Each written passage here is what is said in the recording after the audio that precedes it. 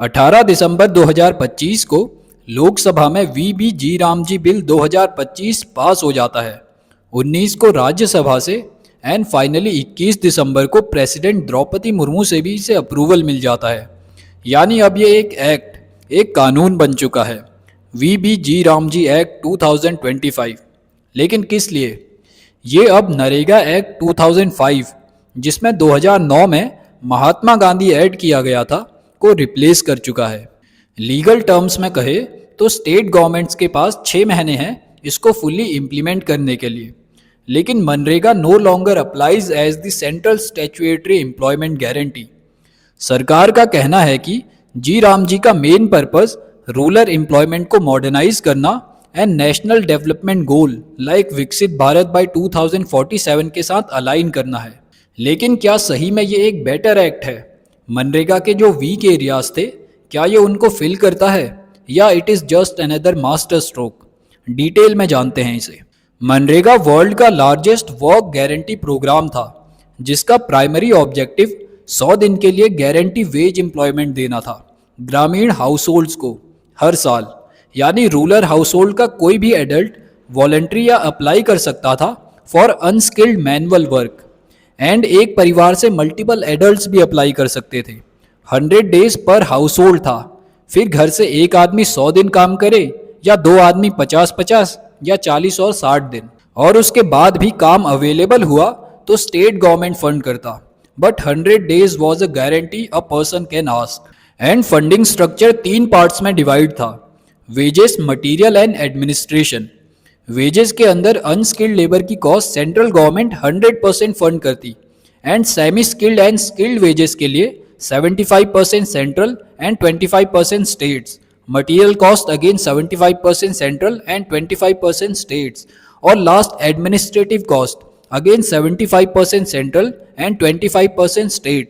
लेकिन ये cost total money spend का मैक्सिमम 6% ही हो सकता था। इसे बहुत ही इजी एग्जांपल से समझते हैं।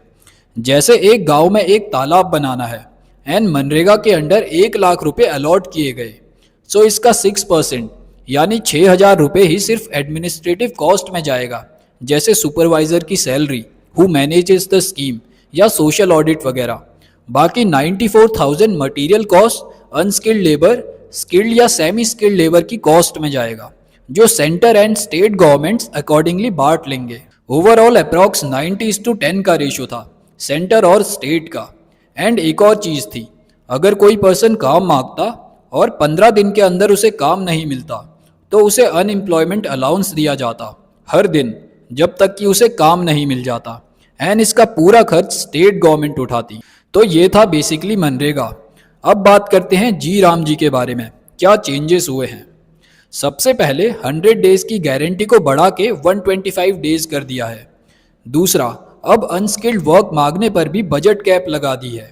यानी पहले कितने भी लोग आए, फंड सेंट्रल गवर्नमेंट करती थी, लेकिन अब सेंट्रल गवर्नमेंट सिर्फ कुछ लिमिटेड फंड्स ही अलॉट करेगी, जिसमें भी सेंटर एंड स्टेट 60:40 की रेशो में कंट्रीब्यूट करेंगे।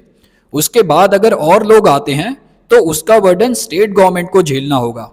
And north eastern state and Himalaya region के लिए 90:10 का रेशो रहेगा। तीसरा, इसके अंदर मेनली अब 4 कामों पर फोकस होगा: water security, rural infrastructure, livelihood infrastructure and extreme weather mitigation. MNREGA का कॉन्सेप्ट ब्रॉड था। चौथा, एक सीजनल पॉज 60 दिन का ऐड कर दिया गया है। जैसे पीक एग्रीकल्चर सीजन में फार्मर्स या गांव के लोग एग्रीकल्चर में बिजी रहते हैं, तो उस टाइम में ये पॉज रहेगा। एंड 60 दिन साल का है, ना कि लगातार। पांचवा, ये स्कीम अब सिर्फ सेंटर नोटिफाइड रूरल एरियाज के लिए ही एप्लीकेबल होगी। यानी जो रूरल एरियाज इसके अंडर नहीं आएंगे, वहाँ लोग लीगली इसके अंडर काम नहीं मांग सकते। लेकिन मनरेगा में ऐसा नहीं था। It was applied all over Indian rural areas. छठा, एडमिनिस्ट्रेटिव बजट अब टोटल बजट का 9% खर्च हो सकता है, जो मनरेगा में 6% था। सरकारी लोगों के पास अब थोड़ा ज़्यादा पैसा जाएगा। इसके अलावा अनएम्प्लॉयमेंट अलाउंस की इम्प्लीमेंटेशन में कोई चेंज नहीं है। एंड साथ ही biometric, AI monitoring, real time dashboard जैसी चीज़ें ऐड की गई हैं, जिसे एंटी करप्शन मेजर की तरह देखा जा सकता है। अब बात करते हैं इस बिल से जुड़े मेजर प्रॉब्लम्स की। फर्स्ट, तुम सोच रहे होगे कि लोगों के लिए 100 दिन कम पड़ जाते होंगे, तभी 125 कर दिए। बट ये डाटा देखो, एवरेज डेज 45 से 50 दिन के अराउंड ही घूमते रहते हैं। 2023-24 में सिर्फ 7.6% एंड 24-25 में सिर्फ 7% हाउस होल्ड ही 100 दिन कंप्लीट कर पाए थे। तो इस बात पे खुश होना कि 125 दिन कर दिए हैं किसी काम का नहीं। सेकंड, जब मनरेगा के under state government overall 10% contribute कर रही थी, तो तब भी एवरेज लोग 40 से 50 दिन काम कर रहे थे। अब जब ये बर्डन 40% हो गया है, तो क्या इसमें इंप्रूवमेंट देखने को मिलेगी? Third, potential for political favouritism. अब क्योंकि centre pre fix fund allot करेगी, तो हो सकता है नॉन बीजेपी स्टेट्स में centre could hold financial assistance. Fourth, क्योंकि अब ये एक्ट सिर्फ सेंटर नोटिफाइड एरियाज तक ही लिमिटेड है, which makes it less universal than MNREGA. Fifth, shift from demand driven to a supply driven model, यानी पहले कोई भी काम मांगने आता तो स्टेट्स इजीली प्रोवाइड कर सकती थी क्योंकि मेन फंडिंग तो सेंटर कर रहा था। But due to this budget cap, workers may be without jobs if state will not be able to cover excess cost. अब इसके कुछ पॉजिटिव साइड्स देखते हैं। First, improve transparency and anti corruption measures. कैसे? Tech integration जैसे AI monitoring, biometric and real time dashboard की वजह से। बट एक्चुअल रिजल्ट्स इनकी इम्प्लीमेंटेशन से पता चलेगा।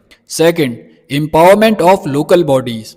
ग्राम पंचायत का अब इसमें बड़ा रोल रहेगा प्लानिंग में, so they can decide more relevant local projects.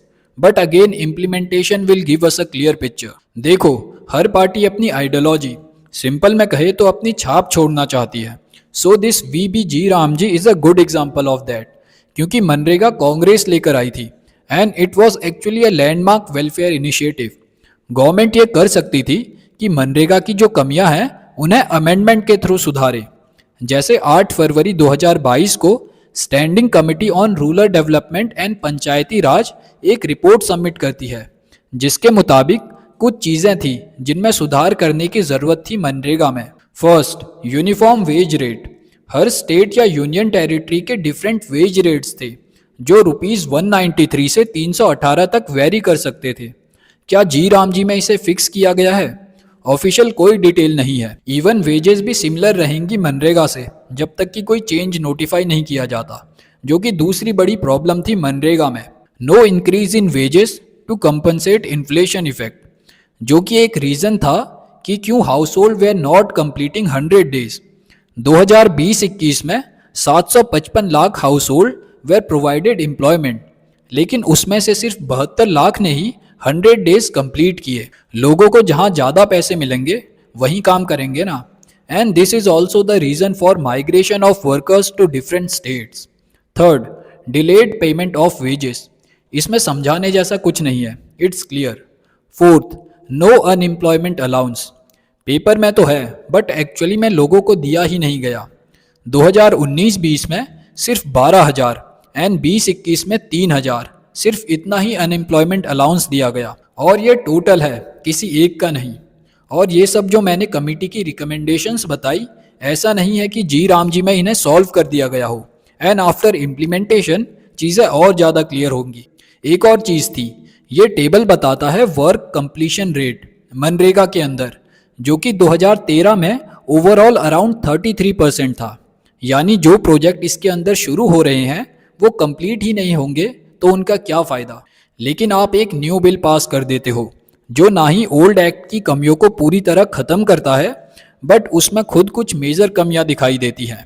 And एक न्यू स्कीम लाना ऑब्वियसली उसमें बहुत बजट स्पेंड होता है, एडवर्टाइजिंग में, new website making, data change करना वगैरह।